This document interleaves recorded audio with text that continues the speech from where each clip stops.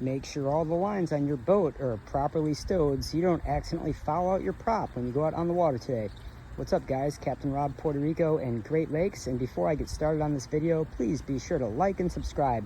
Anyway guys, I want to go over this. This is real common. People that have these float pads, and what they do is they throw the float pad over the side, they tie a line from the cleat to the float pad, and then people float on the pad throughout the day. But then what happens is when you bring the float pad back up on the boat and you tie it up to the side, so often people will forget about a line. This line will end up laying in the water, and then as you depart, that line ends up in your prop and you end up fouling your prop. So what's a prop foul? A prop foul is when a line gets caught up in the prop and then pretty much prevents the prop from spinning, and then, you know, what normally happens is that engine will stall. And so on this particular boat, this boat has twin inboards. If you foul one of these props, it's a much larger deal because you're going to have to dive under the boat and cut out the prop potentially, and it's hazardous to go under any boat out in the ocean because the boat's going up and down and you don't want to hit your head on it, or you don't want the boat to come down on your back and injure you. And so fouling out a prop on inboard engines is especially problematic.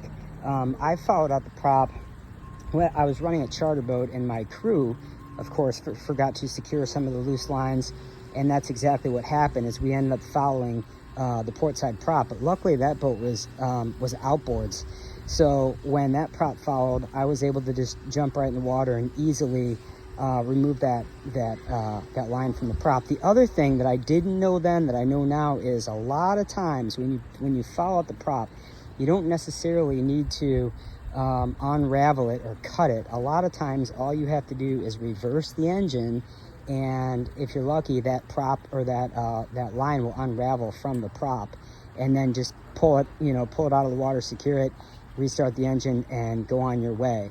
But if it doesn't happen, then you're going to have to either go in the water and manually get the line out of your prop, or potentially even go down there with a knife and cut it out from around the prop and around the shaft potentially. But it's definitely one of those things you want to avoid.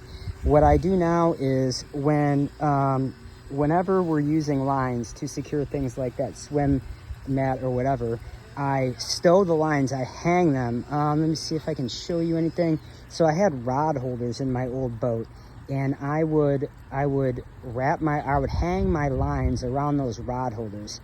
So I know that if I started the day with 4 lines, then before we leave for the day, I need to have 4 lines hanging in those rod holders. And if I do that, all the lines are going to be accounted for, and I'm never going to have an issue like fouling out the prop. So that's a little tip and trick for today. Again, I don't teach rules, I teach realities. I teach the things that actually happen when you're out on the water that not a lot of people talk about. And as soon as I saw this float pad, I immediately remembered how back when I was running charters, which actually I ran charters out of this marina, in Villa Marina in Fajardo, Puerto Rico. I had a rookie crew at the time, and we fouled the prop. They fouled the prop several times, and every time it was from the same thing. It was from the swim pad, and it was from them taking it out of the water and rolling it up and securing the swim pad. But then the line that fouled us out wasn't laying on the deck like this. It was tied off the side cleat on the side of the boat. It was left on the side cleat and left in the water hanging straight up and down. But then as soon as we started moving forward, that line goes to the back of the boat and ended up in the prop, following us out and making it so that we lost propulsion on the port side engine. Again, luckily I was able to get in the water very easily. I was able to unravel it from the prop, and I was able to get that line on board, and we were able to get underway with no damages, no kind of big deal.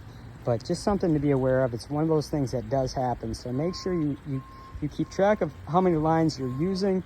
You stow the lines in such a way so you know how many you started with, and then also how many you're leaving with. And that way you're never going to have an issue when you're out in the water if you know the same amount of lines that you started with are there at the end. So that is the Captain Rob Puerto Rico and Great Lakes tip of the day.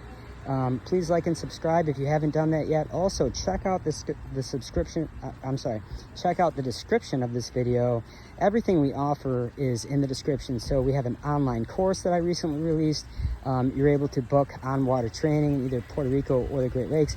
And if you're new to boating and have a new boat, you can check out the Captain Rob's recommended boating gear, which is a link that goes to Amazon links to everything that I recommend you having on your vessel, and make it nice and easy to know what to buy and make it easy to buy.